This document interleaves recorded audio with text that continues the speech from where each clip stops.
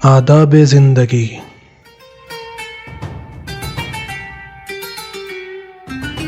آداب خانیداری، سفر کے احکام، لباس کے آداب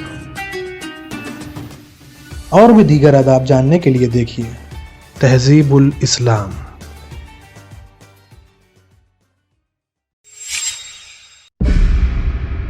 اعوذ باللہ من الشیطان الرجیم، بسم اللہ الرحمن الرحیم۔ ناظرین کرام، السلام علیکم۔ ایک مرتبہ پھر تہذیب الاسلام کے اس نئے ایپیسوڈ میں آپ سب کو خوش آمدید کہتے ہیں۔ آج کے اس ایپیسوڈ سے اس کتاب کا 6واں چیپٹر شروع ہوتا ہے، جس میں خوشبو اور پھول سونگھنے اور تیل ملنے کے آداب کو ذکر کیا جائے گا۔ روئے زمین پر خوشبو پیدا ہونے کے اسباب۔ حدیث معتبر میں حضرت امام جعفر صادق علیہ السلام سے منقول ہے کہ جب آدم و حوا بہشت سے زمین پر آئے تو حضرت آدم علیہ السلام کوہ صفا پر اترے اور حضرت حوا کوہ مروہ پر، اور چونکہ حضرت حوا نے بہشت کی خوشبو لگا کر اپنے بالوں میں وہاں کی کنگھی کی تھی اور گوندھ لی تھی، اب زمین پر اتر کر یہ خیال آیا کہ جب میرا خدا مجھ سے ناراض ہے تو ان بالوں کے گوندھے رہنے سے کیا فائدہ۔ اس سبب سے اپنی چوٹی کھول ڈالی۔ اس وقت جو خوشبو ان کے بالوں سے نکلی تھی اسے ہوا مشرق و مغرب میں اڑا لے گئی اور اس میں سے زیادہ حصہ سرزمین ہند میں پہنچا۔ یہی وجہ ہے کہ ہندوستان میں خوشبوئیں زیادہ پیدا ہوتی ہیں۔ دوسری حدیث میں انہی حضرت سے یوں منقول ہے کہ جب حضرت آدم علیہ السلام نے اس درخت میں سے کچھ کھا لیا جس کی ممانعت کی گئی تھی، بہشت کا لباس اور زیور سب گر گیا۔ اس وقت بہشت کے پتوں میں سے ایک پتا لے کر سطر عورتین کیا۔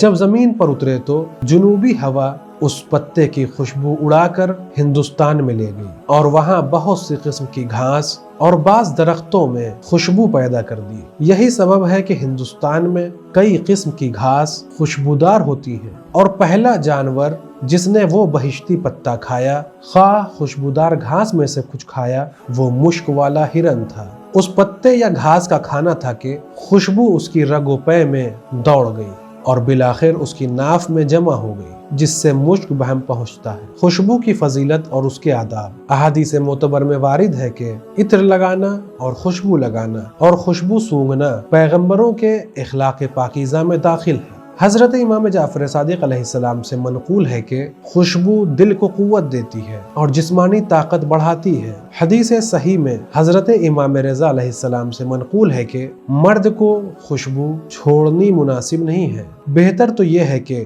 ہر روز لگائے، اگر اس پر قدرت نہ ہو تو ایک دن چھوڑ کر، یہ بھی ممکن نہ ہو تو جمعے کے دن تو ضرور لگائے، یہ ناغا نہ ہو۔ حضرت امیر المومنین علیہ السلام سے منقول ہے کہ مونچھوں پر خوشبو لگانا پیغمبروں کی عادات میں سے ہے اور اعمال لکھنے والے فرشتوں کو مرغوب کرتا ہے، کیونکہ فرشتے خوشبو پسند کرتے ہیں۔ حضرت امام جعفر صادق علیہ السلام سے منقول ہے کہ جو شخص صبح ہی خوشبو لگائے، رات تک اس کی عقل میں فطور ہونے کا کوئی اندیشہ نہیں ہوتا۔ یہ بھی فرمایا کہ جو شخص خوشبو لگا کر نماز پڑھے، اس کی نماز بغیر خوشبو والے کی 70 نمازوں سے بہتر ہے۔ نیز فرمایا کہ پیغمبروں کو خدا نے 3 چیزیں عطا فرمائی ہیں: خوشبو، بہترین بیوی، مسواک۔ دوسری حدیث میں فرمایا کہ ہر بالغ و عاقل پر لازم ہے کہ جمعے کے دن لبیں اور ناخن کتروائے اور کچھ نہ کچھ خوشبو لگائے۔ حضرت رسول خدا صلی اللہ علیہ وآلہ وسلم کا دستور یہ تھا کہ اگر جمعے کے دن حضرت کے توشے خانے میں خوشبو نہ ہوتی تھی تو امہات المومنین میں سے کسی کا رومال منگا لیتے تھے جس میں خوشبو لگی ہوتی تھی اور اس کو تر کر کے روئے اقدس پر مل لیتے تھے۔ دوسری حدیث میں منقول ہے کہ حضرت امام جعفر صادق علیہ السلام جس جگہ سجدہ کرتے تھے وہ جگہ معطر ہو جایا کرتی تھی، اور اسی خوشبو کے سبب لوگ ان حضرت کے سجدے کے موقع کو پہچان لیا کرتے تھے۔ حضرت رسول خدا صلی اللہ علیہ وآلہ وسلم نے فرمایا کہ جبرائیل نے مجھ سے کہا کہ ایک دن بیچ کر کے خوشبو لگایا کرو، اور جمعے کے دن تو ضرور، اس دن کسی طرح ترک نہ کیجیے۔ اور حضرت یہ بھی فرمایا کرتے تھے کہ جمعے کے دن اپنے کو ضرور معطر کیا کرو، چاہے عورتوں کی ہی خوشبو سے ہو۔